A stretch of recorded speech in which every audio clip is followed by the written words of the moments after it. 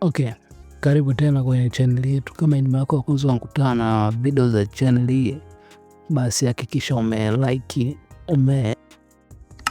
share video hii, pia subscribe kwa video zingine kama hizi. Okay, siku ya leo tunaenda kuzungumzia ni kwa namna gani mtu anaweza akahaki akaunti yako ya Facebook na kuweza kuangalia ni kwa namna gani unaweza kabla haujahakiwa na mahakama kuweza kujiweka salama pia, ili usiweze kukutana janga kama hili la kuhakiwa na mtu. Okay, siku ya leo nitaenda kukuelekeza njia mbili za kuwa safe, kuwa salama kwenye mtandao labda wa Facebook, lakini pia hizi njia unaweza kuzitumia pia kwenye TikTok, mitandao mingine yote ya kijamii.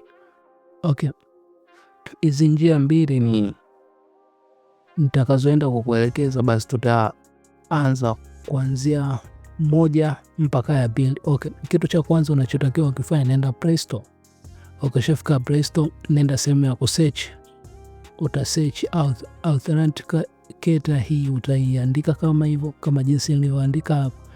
Okay, baada hapo utashuka chini umeandika Google. Hii hapa yenyewe, hii ndo OG sasa, ambayo inaweza ikakusaidia katika hatua hizo za mbele ambako tunaelekea kwenda kuweka hizi ulinzi ili mtu asiweze kuiba akaunti yako au kudukua. Okay, baada hapo nenda katika Facebook yako. Ukishaingia, hii ni Facebook ya kawaida, sio page. Utaenda kwenye settings and privacy. Baada hapo nenda katika settings. Okay, ikishafunguka nenda katika hii Meta Account Center, uta click hiyo. After hapo shuka sehemu imeandikwa password and security, uta click hiyo sehemu. After hapo utakuja hapa two factor authentication, kwa uta click hiyo sehemu. Baada hapo utakuletea profile, uta click pia.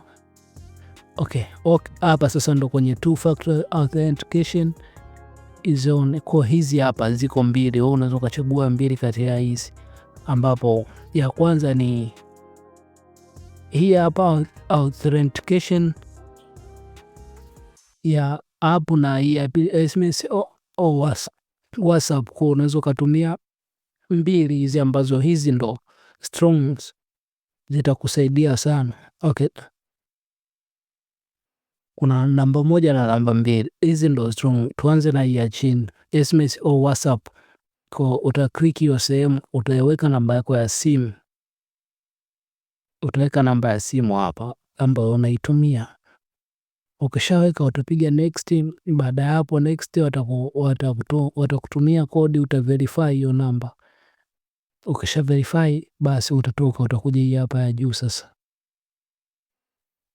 uta click hii sehemu, utaisubiria hiyo load. Kisha load, baada ya hapo hii kidogo kuwa makini kwa sababu ina ugumu kidogo. Utakuja hii sehemu imeandikwa add hapa juu. Ikishafunguka kama hivi, ukishagusa add, baada hapo utaenda kwenye Google Authentication, ile application ambayo tuliinstall mwanzo. Utafungua kama hivi. Kwa hapa itakuletea kodi zote, maana inatakikana uwe na kodi kuanzia 8. Kama unaweza ukaweka wewe ambayo utaikumbuka sawa, lakini kama hautaikumbuka, basi ukiwa na hii application inakuwa ni simple, kwa sababu inakuhifadhia hizo kodi. Okay, utakuja hapa kwenye key plus, uta click save. Ukisha click kama hivyo, utakuja enter key setup, utagusa hiyo sehemu. Kwa hapo utaweka code name, ni jina ambalo unalitumia kule kwenye Facebook. Baada ya hapo utaweka your key. Key ni hiyo password ambayo utakuwa umeiweka kwa muda huo, afu utabonyeza add. Ukishagusa add, basi mpaka hapo unakuwa umefanikiwa. Kwa yenyewe itapiki kati ya hizi, itachagua moja wapo kati ya hizi yenyewe automatically. Okay, kama umeweza kufika mpaka hapa, hakikisha umesubscribe. Bye bye, tukutane katika video zingine.